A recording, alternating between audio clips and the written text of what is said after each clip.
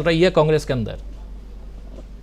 मैं समझ रहा हूं कि बहुत सही दिशा में कांग्रेस चल रही है और जिस तरीके से वो काम कर रही है अब पहले की तरह से कांग्रेस का वो नहीं है एटीट्यूड जिस तरीके से करती थी।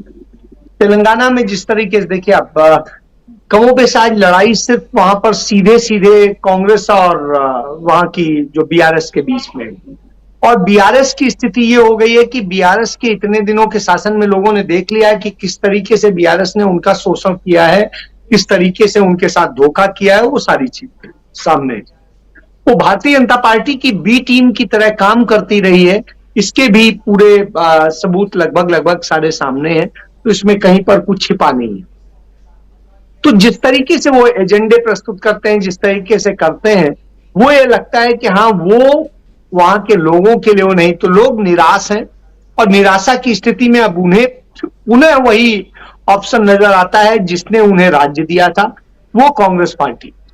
तो अब कांग्रेस पार्टी एक उम्मीद के तौर पे उन्हें दिखाई देती है, और इसलिए कांग्रेस पार्टी नहीं दिखाई देती है, राहुल गांधी के कारण दिखाई देती है। आज राहुल गांधी पूरे हिंदुस्तान की एक उम्मीद बन चुके हैं, और चूंकि राहुल गांधी उम्मीद बन चुके हैं, क्योंकि कांग्रेस में तो तमाम सारे लोग हैं जिनको लेकर के तमाम विरोधाभास है, लेकिन राहुल गांधी को लेकर के कोई आज विरोधाभास नहीं। राहुल गांधी को हर कोई आज नेता और सबसे बेहतरीन जन नेता के तौर पे स्वीकार करता है, और जब जन नेता होता है और जनता के बीच जाता है, जनता से बात करता है, तो यही वजह है कि आज कांग्रेस को एक बड़ा समर्थन मिल रहा है और लगातार मिल रहा है। हमने बाकी देखा हिमाचल प्रदेश में, कर्नाटक में। अब चूंकि कर्नाटक से सटा हुआ तेलंगाना है, तो निश्चित रूप से उसका एक बड़ा वो असर मिलेगा, और डीके शिव कुमार एक अच्छी पकड़ रखते हैं, अच्छी स्ट्रेटजी बनाना जानते हैं, और इस तरह से तो इसलिए मुझे लगता है कि तेलंगाना में कांग्रेस पार्टी बहुत अच्छी जीत की तरफ बढ़ रही है, और जिस तरीके से दूसरे दलों में भगदड़ मची हुई है वह साबित करता है कि इसका मतलब है कि वहां कांग्रेस बहुत अच्छी स्थिति में है। नंबर दूसरा आते हैं छत्तीसगढ़ में, तो छत्तीसगढ़ में स्थिति है कि छत्तीसगढ़ में कांग्रेस ने इतना कर दिया है कि इतने सालों में रमन सिंह की सरकार या भारतीय जनता पार्टी की सरकार ने वहां कुछ नहीं किया था, उन्होंने सिर्फ अपने लिए किया था। कांग्रेस की सरकार ने, बघेल जी की सरकार ने वहां पर आम जन के लिए किया है और हर वर्ग के लिए किया है, कोई वर्ग उन्होंने छोड़ा नहीं है, चाहे बच्चे हों, चाहे बुजुर्ग हो, चाहे किसान हो, चाहे आदिवासी हो, चाहे कोई भी हो, रोजगार से लेके हर चीज में सबसे बेहतरीन किया है। इसी का नतीजा है कि सबसे ज्यादा हिंदुस्तान में कहीं रोजगार मिला तो वो छत्तीसगढ़। तो बेरोजगारी के दर की बात करेंगे तो निश्चित रूप से सबसे कम हिंदुस्तान में वहां बेरोजगारी की दर है। तो यह बताता है कि छत्तीसगढ़ निश्चित रूप से इस देश का आज सबसे मॉडल स्टेट बन चुका है। उनके स्कूल, वहां की शिक्षा, स्वास्थ्य, सारी चीजें बेहतरीन, जो अपने आप में यूनिक होती हैं, इसलिए वहां पर बहुत बड़ा कंपटीशन नहीं है, और भारतीय जनता पार्टी वहां खुद ही सिर्फ उटव्वल कर रही है और कुछ नहीं, झूठे प्रचार, झूठी बातें, झूठी घोषणाएं करके, इसके अलावा उनके पास कुछ नहीं।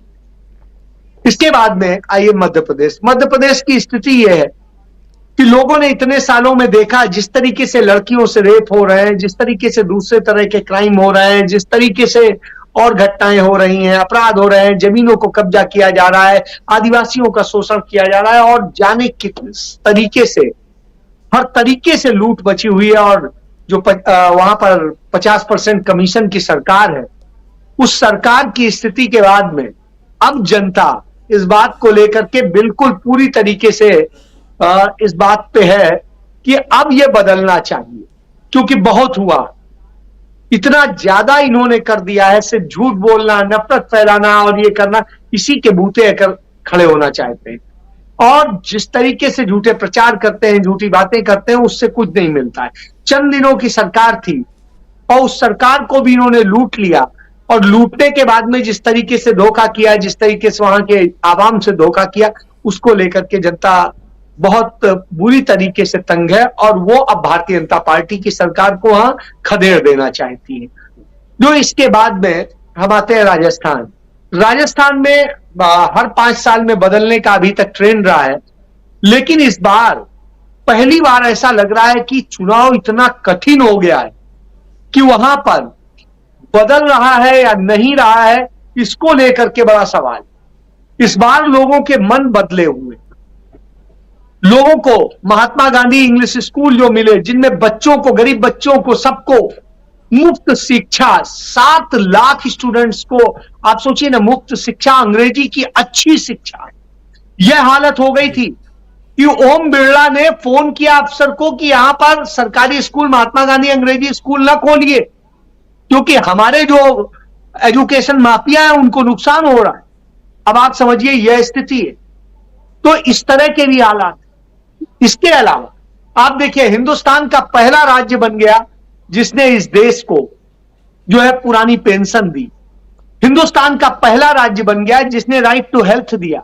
इसके अलावा तमाम सारी सुविधाएं, तमाम सारी चीजें जो दी हैं और जो वायदे किए गए हैं, जिस तरीके से चीजें, वो अपने आप में यूनिक है। लोग सिर्फ वायदे करके चले जाते हैं, लेकिन गहलोत की सरकार ने वहां सब कुछ दिया है जो जनता ने चाहा था, जो मांगा था, और आगे भी देने की उनकी जो योजना है वो अपने आप में यूनिक है। तो इसलिए वहां पर भी एंटी इनकम्बेंसी नजर नहीं आ रही है। और जब एंटी इनकम्बेंसी नजर ना आ रही हो तो निश्चित रूप से लगता है कि सरकार वहां गहलोत रिपीट करेंगे, और गहलोत पर लोगों का यकीन भी जागा। और जिस तरीके से पिछड़ा वर्ग को लेकर के उनकी घोषणाएं हैं, जिस तरीके से राहुल गांधी का स्टैंड है, वह मायने रखता है। राहुल गांधी का हीरो के तौर पे पेश होना, वो राजस्थान के लिए भी बहुत बड़ा वरदान साबित हो रहा है। और इसीलिए कोई और उस तरह से हो नहीं पा रहा है, और भारतीय जनता पार्टी में सिर्फ उटौवल मची हुई है। और कांग्रेस पार्टी जो कुछ समय तक लग रही थी कि टूटी हुई है, वो एक नजर आ रही है। यह एक बड़ी बात। इसके बाद में आते हैं यूपी में। यूपी में मैं कोई बहुत बड़ी उम्मीद इसलिए नहीं देखता हूं कि इन जितने राज्यों में मैंने बताया, यहां सीधे मुकाबला है। यूपी में कहीं सीधे मुकाबला नहीं है, लेकिन एक चीज है कि पहले की अपेक्षा यहां हालात सुधरे। मैं यहां प्रियंका गांधी को सफल नहीं मानता हूं। प्रियंका गांधी ने यहां कोई सफलता का परचम नहीं लहराया, लेकिन राहुल गांधी की भारत जोड़ो यात्रा का प्रभाव यहां देखने को मिल रहा है। उत्तर प्रदेश के लोग चाहते हैं कि राहुल गांधी कम से कम उत्तर प्रदेश में यात्रा करें, और वहां पर भी भारत जोड़ो यात्रा का एक्सटेंशन हो उनका। तो यह उत्तर प्रदेश के लोग चाहते हैं, और उत्तर प्रदेश के लोग चाहते हैं कि कांग्रेस मजबूत। तमाम सारे लोग अब नहीं चाहते हैं कि वो सपा में जाएं, वो बसपा में जाएं। जो भाजपा में नहीं जाना चाहते हैं वो सपा बसपा से बचना चाहते हैं। कुछ जातिगत वोटों की यदि बात छोड़ दी जाए तो उसके अलावा नहीं।